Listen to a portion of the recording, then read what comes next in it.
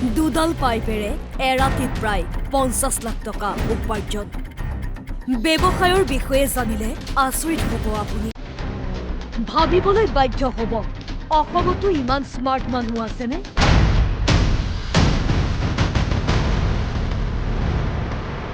প্ৰথমে এই পাইপ দুডাল চাওক। পাইপ দুডালৰ এটা মূৰ মাটিৰ ওপৰত আৰু আনটো মূৰ মাটিৰ তলত। কেইজনমান লোকে খান্দি উলিওৱাত ব্যস্ত পাইপ দুডালৰ মাটিৰ তলত থকা মূল উৎসটো। মাটি খন্দাত লগাইছে জেচিবিও। এৰাতিত ইমান টকা উপাৰ্জন কৰিব পৰা এই পাইপ দুডালক লৈ সকলোৰে উৎসুকতা। বহু সময় এনেদৰে খন্দাৰ পিছত মাটিৰ 10 ফুটমান তলত ওলাল এডাল ডাঙৰ পাইপ।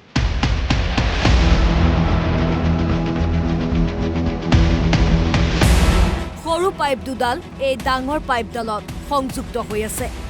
এতিয়া শুনক আচল ঘটনা।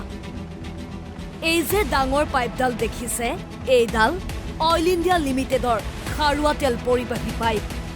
আৰু স্মাৰ্ট তেল চুৰি চক্ৰই এই পাইপ ফুটাই ভাল্ভ লগাই লৈ দীৰ্ঘদিনে চুৰি কৰি আহিছে খাৰুৱা তেল। তেলটো কেনেকৈ উঠে মানে এইটো এনেকুৱা পাইপটো দুটাকৈ থাকিব, দুটা আছে। মইতো কালি গাড়ীৰ ওপৰতে থাকোঁ, মই চেম্বাৰত ধৰি কিনে থাকোঁ। বাকী তলত 3জন মানুহটো সিহঁতে কামটো চলায়। বাকী এইটো মই একো নাজানো।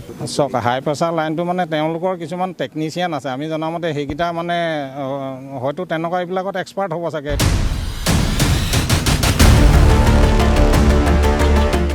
বৃহস্পতিবাৰে নিশা এক টেংকাৰ খাৰুৱা তেল উলিয়াইছিল, যাৰ মূল্য প্ৰায় 50 লাখ টকা। আৰু তেল ভৰ্তি টেংকাৰখন লৈ গুৱাহাটীলৈ ৰাওনা হওঁতে দুলীয়াজান আৰক্ষী আৰু অইল নিৰাপত্তাৰক্ষীৰ অভিযানত জব্দ হয় টেংকাৰখন।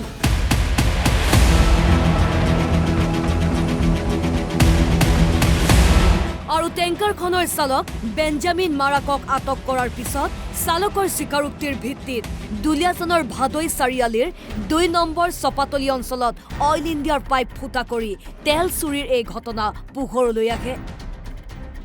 অভিযোগ অনুসৰি এই চক্ৰৰ সৈতে জড়িত হৈ আছে খেৰমৰীয়া অঞ্চলৰ অমৃত বৰশইকীয়া, ভাদৈ পাঁচআলিৰ নিৰঞ্জন হাজৰিকা, খোৱাঙৰ বিশ্বজিৎ সোণোৱাল। 3 অভিযুক্তৰ বিৰুদ্ধে এজাহাৰ দিছে যদিও এই পৰ্যন্ত আৰক্ষীয়ে আটক কৰিবলৈ সক্ষম হোৱা নাই। শুনক কি কয় অইল কৰ্তৃপক্ষই। কালি আমি এটা চিক্ৰেট ইনফৰ্মেশ্যন পাই পেলাই আমি এখন টেংকাৰ আমি জব্দ কৰিবলৈ সক্ষম হৈছিলোঁ বৰুৱা তিনিআলিৰ ওচৰত, য'ত মানে ইলিগেল ক্ৰুড অইল ট্ৰেন্সপৰ্ট কৰিছিলে। আৰু সেই ড্ৰাইভাৰজনৰ মানে ভাষ্যৰ ভিত্তিত আহি পেলাই আমি ক'ৰ পৰা ক্ৰুড অইল চুৰ কৰিছিলে সেই গোটেই বস্তুখিনি আমি উদ্ধাৰ কৰিবলৈ সক্ষম হওঁ। আৰু ইয়াত জড়িত হৈ আছে ড্ৰাইভাৰে কোৱা মতে অমিত বৰশইকীয়া বুলি এজন আছে। তেওঁৱে মানে মেইন কালপিত এই গোটেই ঘটনাটো। ড্ৰাইভাৰৰ ষ্টেটমেণ্টৰ মতে আমি যিটো গম পালোঁ যে অমিত বৰশইকীয়া আৰু যি টেংকাৰখনৰ মালিক গম পাইছোঁ চম সোণোৱাল, তেওঁ হৈছে চেনচুৱা পুখুৰী আপোনাৰ ডিব্ৰুগড় ডিষ্ট্ৰিক্টৰ। আৰু নিৰঞ্জন হাজৰিকা বুলি এজনৰ মানে তেখেতৰ মাটিডোখৰতে ইউজ কৰি পেলাই তেওঁলোকে কি কৰিছিলে ক্ৰুড অইল ইয়াত লোড কৰি থাকে। আগফালে আপোনালোকে দেখিছে টিঙৰ বেৰা দি লয়, ইয়াৰ ভিতৰত বাউজাৰ বহাই দিলে জেনেৰেলি বাহিৰৰ মানুহে গম নাপায়, লোড কৰি এই কাৰবাৰটো চলাই আছিলে। এতিয়া পুলিচৰ লগত আমি অলৰেডি আমাৰ ফালৰ পৰা FIR দিয়া হৈছে। গতিকে আল্টিমেটলি বাকী যিখিনি কাম আছে বাকীখিনি পুলিচে ডেফিনেটলি উৎখাত কৰিব। এটা হাই প্ৰেছাৰ লাইন আৰু হাই প্ৰেছাৰ লাইনটো তেওঁলোকে কেনেধৰণে ইয়াত চুৰি কাৰ্য কৰিব? চাওক, হাই প্ৰেছাৰ লাইনটো মানে তেওঁলোকৰ কিছুমান টেকনিচিয়ান আছে। আমি জনামতে সেইকেইটা মানে হয়তো তেনেকুৱা এইবিলাকত এক্সপাৰ্ট হ'ব চাগে। এইটো মানে পুলিচ ইনভেষ্টিগেশ্যনতে ওলাব কথাখিনি, গোটেইখিনি কেনেকৈ কি কৰে গোটেই বস্তুটো, সেইটো বিষয়ে মই ইমান ক'ব নোৱাৰিম। আজি আমি তেওঁলোকৰ কি কৈছে, আমি 2টা পইণ্টত আমি এতিয়া হজ পাইপ পাইছোঁ তেওঁলোকে, য'ৰ পৰা মেইন টাংক পাইপলাইনৰ লগত সংযোগ হৈ আছে। তাৰপৰা তেওঁলোকে ভাল ফিট কৰি পেলাই এই ভিতৰ ছাইডলৈ আনি পেলাই টেংকাৰত লোড কৰে। 2টা পইণ্ট পোৱা গৈছে। এইটো আজি লাষ্ট আপোনাৰ 2-3 সপ্তাহমানৰ পৰা আমাৰ মাজে মাজে প্ৰেছাৰ ডাউন হয়, সদায় নহয়। কাৰণ আমি যেতিয়া ছাৰ্ভিলেঞ্চটো আমাৰ বাঢ়ি যায় তেতিয়া মানে নৰ্মেলত থাকে হা, অলপ হেৰি হ'লে মানে আকৌ প্ৰেছাৰটো আমি ডাউন পাই ৰিপৰ্ট আহে। তেনেকৈ চলি থাকে মাজে মাজে এসপ্তাহ বন্ধ হৈ থাকে, নৰ্মেল হৈ থাকে, আকৌ কেতিয়াবা আপুনি ধৰক আকৌ প্ৰেছাৰটো ডাউন হৈ যায়। সেই তেনেকৈ আজি লাষ্ট 3 সপ্তাহৰ পৰা আমি বস্তুটো ছাৰ্ভিলেঞ্চ কৰি আছিলোঁ। কোন কোন জড়িত হৈ আছে ইয়াত? মেইন কালপিত মই ক'লোৱে আপোনাক, মেইন কালপিত অমিত বৰশইকীয়া নামে লৈ আছে। কাৰণ অমিত বৰশইকীয়াই টেংকাৰখন আনি অমিত তাৰ ধাবাত এসপ্তাহ ড্ৰাইভাৰটো ৰাখিছে বুলি কৈছে হা। আৰু অমিতে তাৰ নামটো তাক ড্ৰাইভাৰজনক অলপ মানে বেলেগ এটা কৰি আছিলে। যেতিয়া তাৰ ফটোখন দেখাই দিলোঁ অমিত বৰশইকীয়া, তেতিয়া ক'লে এইজন মানুহে বোলে এইটো।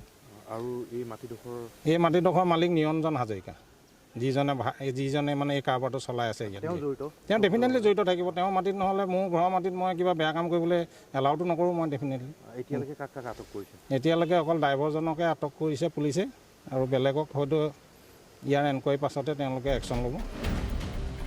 এতিয়া প্ৰশ্ন হয়, অইল ইণ্ডিয়াৰ তেল চুৰিৰ এই বৃহৎ চক্ৰ উৎখাত কৰিবলৈ সক্ষম হ'বনে আৰক্ষী? সেয়া পৰৱৰ্তী সময়তহে লক্ষণীয় হ'ব। দুলীয়াজানৰ পৰা মৃদুস্মিতা ফুকন, NB নিউজ।